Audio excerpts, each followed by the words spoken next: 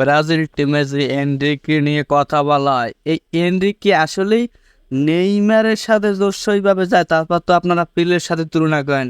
এনিং যে আছে এটা বল রাইকা ডিবলিং করতে দেয়, সে বল রয়েছে পিছনে, সে উড়ো করে প্লেয়ারে যায় ধাক্কা দেয়। এই এনরিক থেকে আপনার কি আশা করেন যে ছেলের বয়স মাত্র 17 বছর, এই ছেলেটার কি এত চাপ নেওয়ার বয়স এখনো পর্যন্ত হয়েছে? তারপর ব্রাজিল টিমে সেই সিলভা মার্সেলোর মতো খেলোয়াড় নাই আপনাদের। এই যে ভিনিসিয়াস রদ্রি এরা যতই চ্যাম্পিয়ন লিগ বলা হয়, জাতীয় দলের একটা যে টেন্ডেন্সি, এই মন মানসিকতার প্লেয়ার কিন্তু বর্তমান সময় ব্রাজিলে নাই। তাই চশমাটা দিতে আসি, কেউ বাজে মন্তব্য করেন না ভাই। আমার কথা হয়েছে যে ব্রাজিল টিমে সেই মানের কোনো প্লেয়ারই নাই। ব্রাজিল টিমে যে প্লেয়ার দিয়ে আপনারা জাতীয় দলের ডিফেন্স করবেন, আপনাদের ওই মানে খেলোয়াড় নাই। 20 মিনিট থাকতে ধারাবাহিক 15 মিনিট আর এক্সট্রা টাইম 5 মিনিট, আপনারা একজন প্লেয়ার লাল কার্ড খেলতে, তাদের সাথে একটা শট নিতে পারেন না, শট অন টার্গেটে কেমনে আপনারা একটা ম্যাচ উইনিং খেলতে?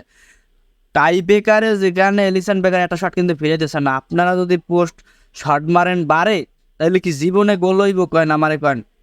টাই বেকার হয়েছে একটা তীক্ষ্ণ, টাই বেকার হয়েছে কতটা তীক্ষ্ণ, সেদিনকার ফ্রান্সের প্লেয়াররা যে শট দিছে, আপনি চিন্তা করেন প্রতিটা গোল।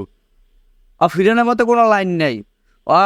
মনে হয় এমিলিয়ানো মার্টিনেজও এটা রাখতে পারছে মানে ফ্রান্স কি শট দিছে, ফ্রান্সের থেকে শেখা উচিত যে তারা কীভাবে টাইপেকারের শটগুলো দিয়েছে। কিন্তু এলিসন বেকার টাইপেকারের জন্য অতটা ভালো গোলকিপার না।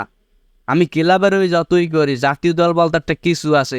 মেসির এমন কোনো অর্জন ছিল না, কিন্তু মেসির পূর্ণতা পায়নি একটা বিশ্বকাপের কারণে।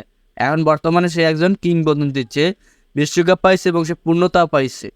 এদিকে ভারত কি করছে, গত মাসে 12 রানে হারিয়ে গেছে, আই যারা 100 রানে জিম্বাবুয়ে হারাই দিস। এটা বোঝেন, দিস ইজ মাইটি ইন্ডিয়া, এইটাই ইন্ডিয়া।